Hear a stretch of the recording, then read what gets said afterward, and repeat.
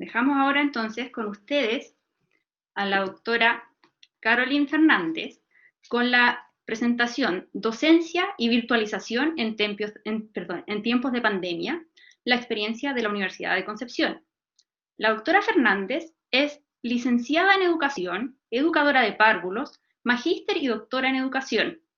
Actualmente se desempeña como directora de docencia de la Universidad de Concepción y dentro de sus actividades académicas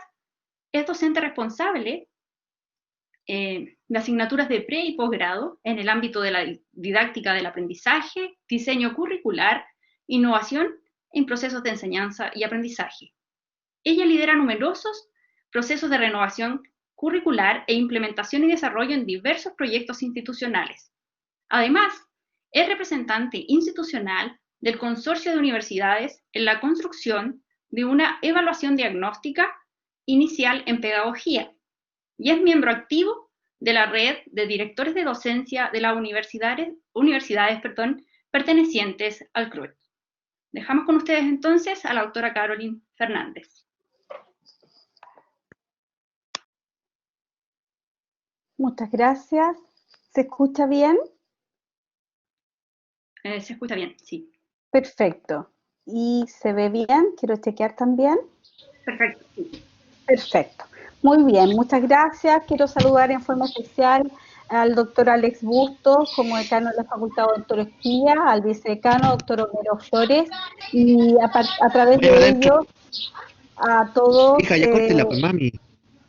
a toda la comunidad de la Facultad de Odontología y por supuesto también en forma muy especial a nuestro vicerrector Carlos Fonplesi, quien ha dado el saludo inicial. Agradezco la invitación y quisiera contarles en esta oportunidad, en estos breves minutos, cuál ha sido la experiencia de la docencia en este periodo, ¿cierto?, de pandemia, como experiencia en la Universidad de Concepción. Y luego entonces iniciar esta presentación contándoles de alguna manera el contexto general que es conocido por todos, este contexto global que partió no solamente a partir de esta pandemia, sino que en nuestro contexto nacional también a partir del estallido social, ¿cierto? Todo un proceso que a partir de octubre del año pasado generó una serie de adecuaciones y transformaciones no solamente a nivel de la sociedad en general, sino que también impactando a la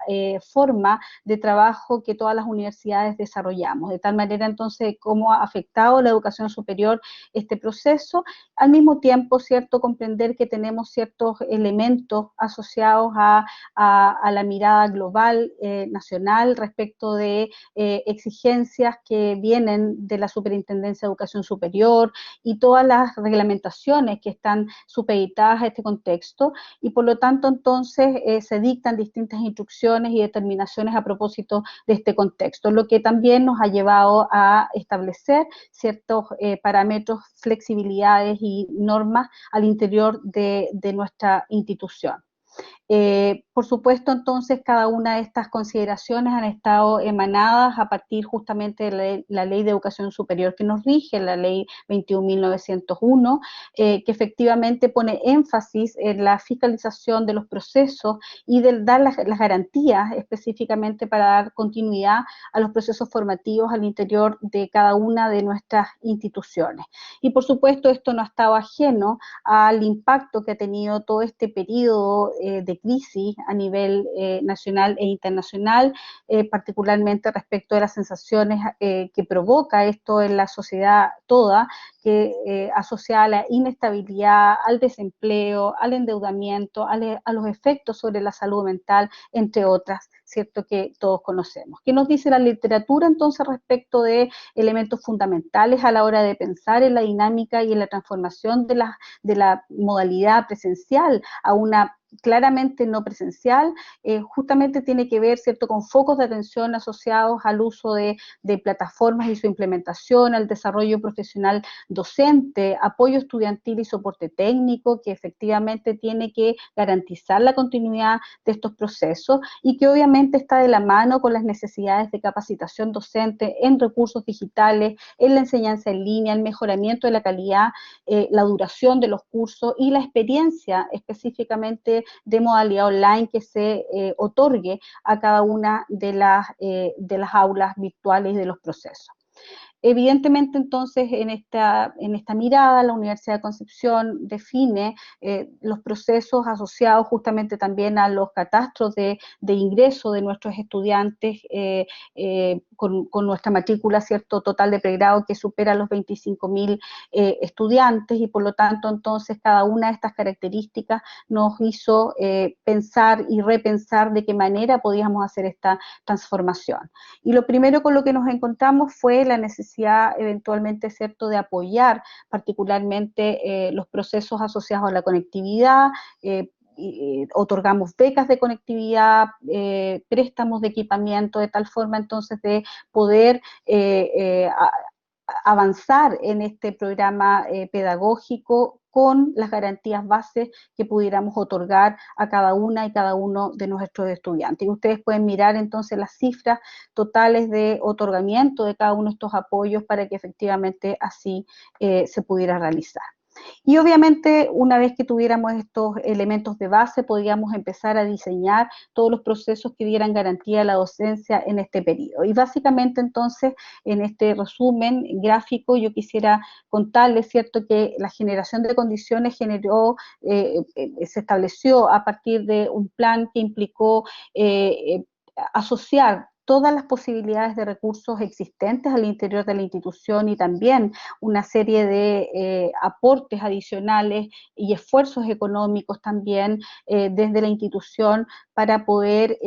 implementar un proceso, una plataforma reconocida a nivel internacional que es justamente Canvas, asociarlos a las herramientas existentes a nivel institucional también, de tal manera que pudiéramos generar en primera instancia o en una primera etapa una docencia de emergencia reactiva en una primera etapa para poder justamente dar continuidad a estos procesos y avanzar con las capacitaciones y con todos los elementos que la literatura indicaba que eran los iniciales, los importantes para poder asegurar este proceso. Pero también generamos canales de mesas de ayuda, de tal manera que pudiéramos estar 24/7 atendiendo tanto a docentes como también a los equipos profesionales y a los estudiantes en las distintas y múltiples interrogantes, consultas que tenían para poder justamente avanzar en esta etapa. Y al mismo tiempo generamos páginas o sitios web específicamente asociados a este entorno, a esta modalidad, que pudieran contener cada una de los avances, las orientaciones y recursos específicos adicionales para apoyar cada uno de estos procesos. Entonces ahí están las páginas docentes en línea y estudiantes en línea.udec.cl. También dentro del contexto institucional de actividad remota de emergencia hubo muchas otras instancias e iniciativas que fueron el resultado del trabajo institucional respecto de apoyo psicológico para el personal universitario, generando una serie de cursos y cápsulas permanentes en torno a los elementos psicosociales y de teletrabajo, y también canales de comunicación web en distintas redes sociales que pudieran ir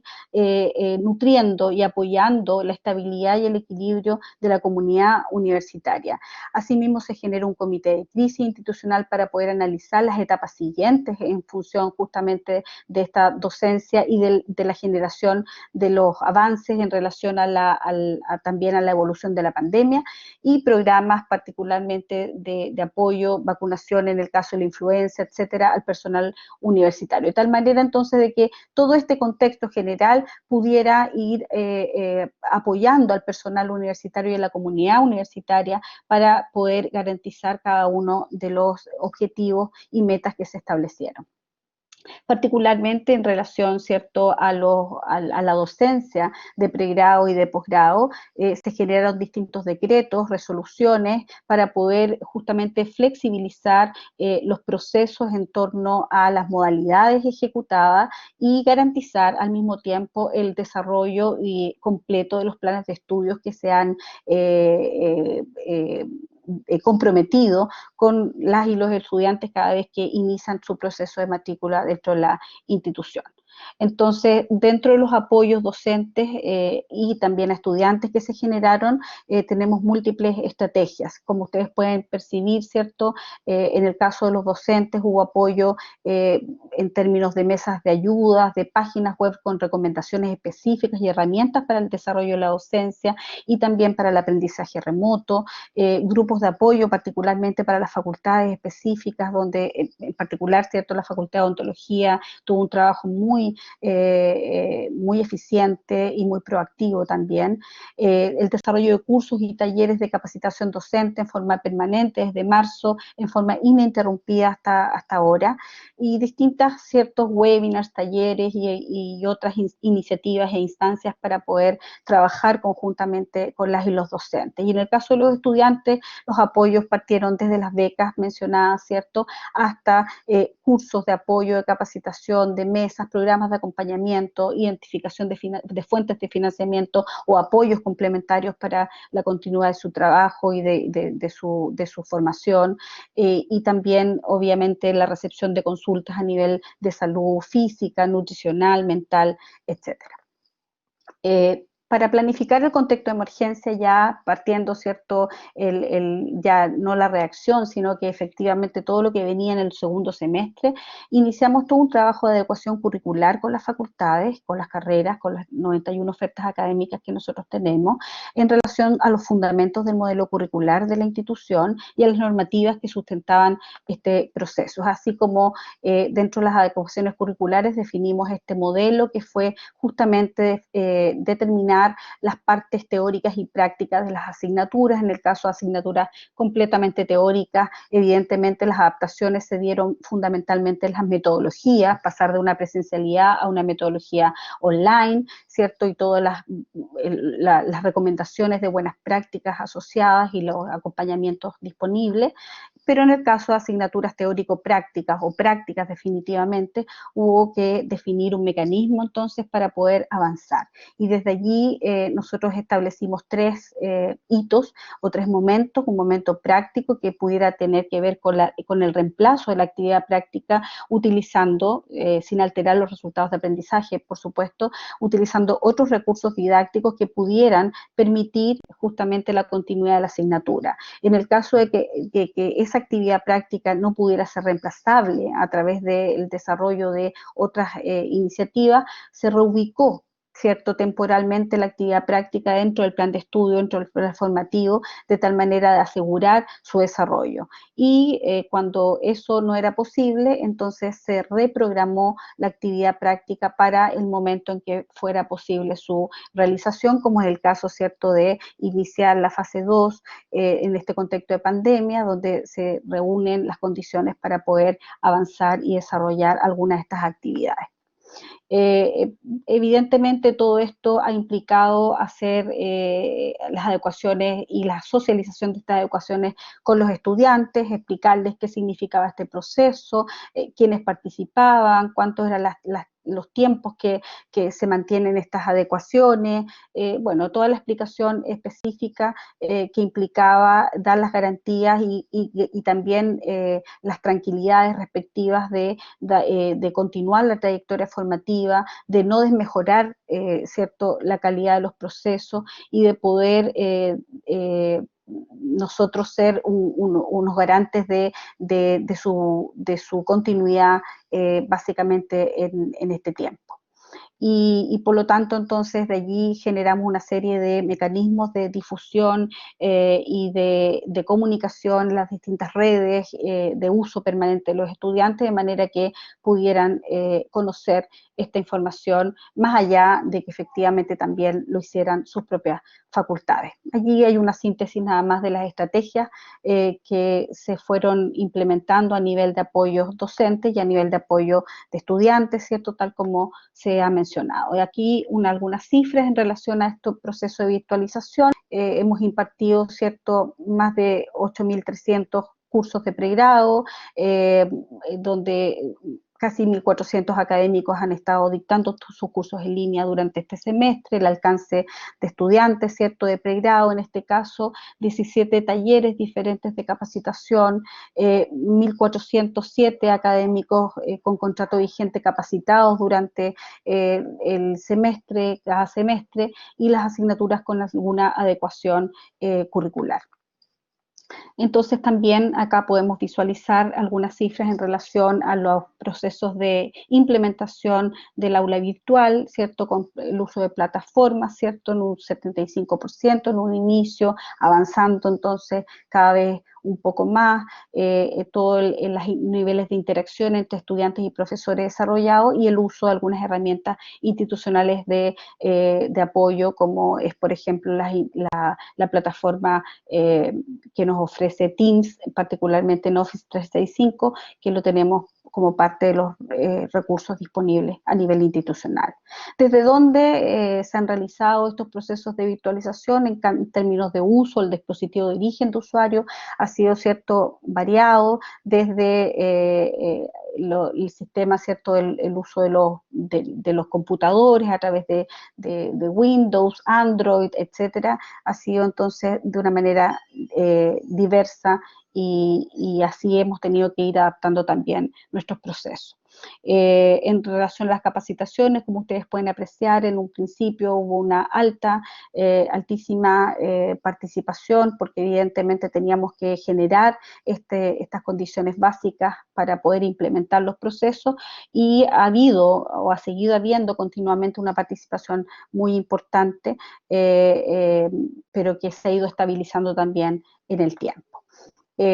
Asimismo, ¿cierto?, en relación a la cantidad de estudiantes que se van inscribiendo, que se van realizando algunos de los cursos, evidentemente va mostrando todas estas cifras, que todo esto se va estabilizando también en el tiempo. La mesa de ayuda ha sido una fuente importante de apoyo a nivel institucional. Si ustedes se fijan, el gráfico que muestra los tickets por día de la semana, evidentemente allí se van focalizando en algunos días mucho más que otros, o por horas particularmente, y todo esto entonces nos fue permitiendo a nosotros ir analizando permanentemente, diariamente en principio, después semanalmente, esta información para ir tomando las decisiones oportunas y adecuadas en términos de los apoyos y soporte. ¿Ya? Ahí hay otra visualización en realidad en torno a los usuarios alcanzados y las interacciones.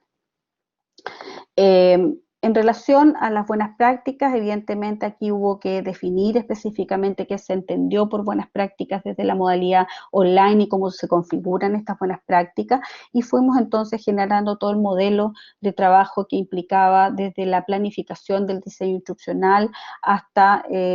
la generación de redes de intercambio de las experiencias exitosas de estas buenas prácticas que denominamos comunidades de aprendizaje. Entonces,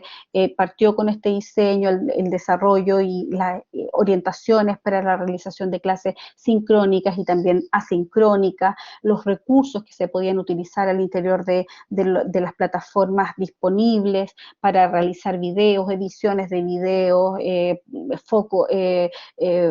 foros y otras actividades, laboratorios, actividades de aprendizaje, por cierto, también, que incluye las evaluaciones, y por cierto, lo que ya les indicaba respecto de la generación de intercambios de prácticas pedagógicas exitosas, que finalmente ha sido uno de los aportes también muy reconocidos por parte de los usuarios. Por supuesto, estos diseños instruccionales han sido parte importante de la clarificación de lo que significan estas buenas prácticas en términos de los análisis, diseños, desarrollo de materiales centrados en el aprendizaje de los y las estudiantes para alcanzar los resultados de aprendizaje, ¿cierto?, que se han definido. Y allí solamente estas gráficas muestran cómo ha sido este análisis en términos de la implementación de las clases en el modelo no presencial, y una serie de recomendaciones que estuvimos entregando tanto a docentes como a estudiantes para que efectivamente fueran mejorando cada vez en el tiempo, ciertos recordatorios respecto de cómo conectarse, de cómo unirse, de cómo planificar el tiempo, de qué manera podrían utilizarse mejor ciertos recursos, etcétera. Ya hay algunas consideraciones logísticas también les fuimos entregando a los docentes para que pudieran ir utilizando de mejor manera las plataformas y los aprendizajes desarrollados también a partir de los talleres, capacitaciones y apoyos prestados. ¿Ya? Aquí también mostramos en esta gráfica algunas actividades de aprendizaje y de foros, ¿cierto?, que se podían encontrar en estas plataformas para que también aprendieran a hacer el mejor uso posible en términos, ¿cierto?, de las distintas posibilidades existentes. Lo mismo hicimos en términos de recursos y actividades de aprendizaje, ¿cierto?, dar algunas orientaciones para que estos recursos no fueran mal usados o utilizados con mucha frecuencia solo algunos de ellos. Entonces, la invitación era a diversificar, a buscar formas de acceso distintas, a utilizar las analíticas que cada uno de los docentes tiene en sus aulas virtuales para poder tomar mejores decisiones, atraer y motivar a las y los estudiantes, etcétera. Y lo mismo, ¿cierto?, en términos de pertenecer o reconocer la información que se genera a partir de la comunidad Canvas que se utiliza en la experiencia de Latinoamérica.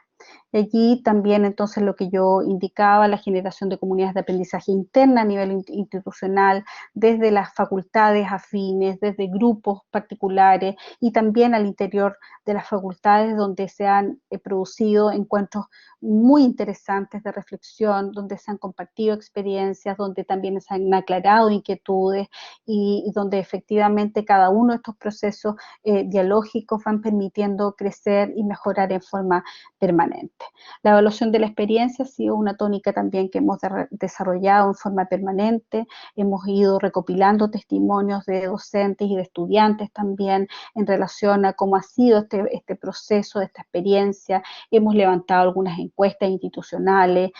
también, ¿cierto?, a través de distintas reparticiones para poder ir generando el levantamiento de las fortalezas que ha implicado este periodo, pero también de aquellos elementos que debemos seguir mejorando, transformando, cambiando y reconstruyendo entre todos. Y allí entonces algunas de estas evidencias en relación a los testimonios que efectivamente nos van dando cuenta de las oportunidades, de los desafíos que efectivamente las y los docentes y también los estudiantes han podido vivenciar, ¿ya? Y hemos sacado, digamos, como testimonios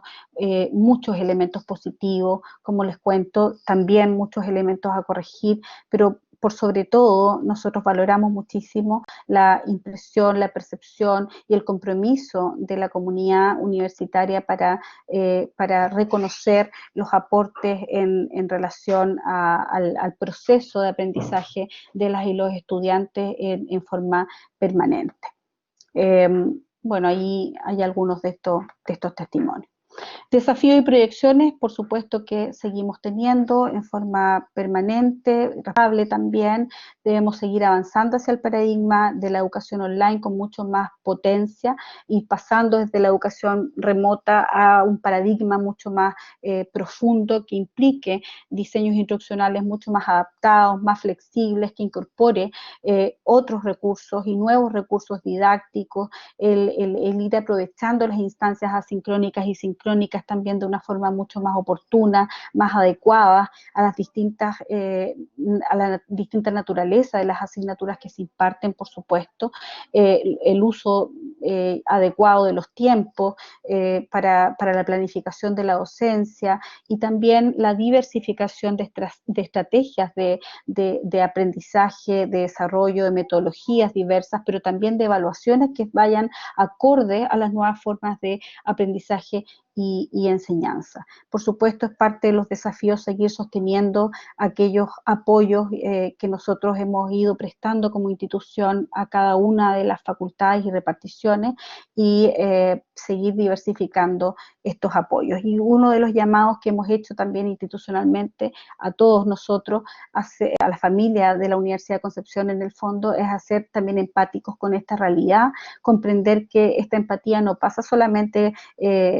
en reconocer lo que puede estar sintiendo los demás, que es tan importante, sino que también comprendernos y trabajar en esta empatía, ¿cierto?, con nosotros mismos, con nuestros estudiantes, con nuestros colegas, con nuestra familia, con los administrativos, con los amigos de la Universidad de Concepción, de manera de ir apoyándonos, cuidándonos y generar una estrategia avanzada, no solamente en términos de la docencia, sino que también en cómo crecemos como sociedad, pero también como institución, ¿cierto? Y cómo nos cuidamos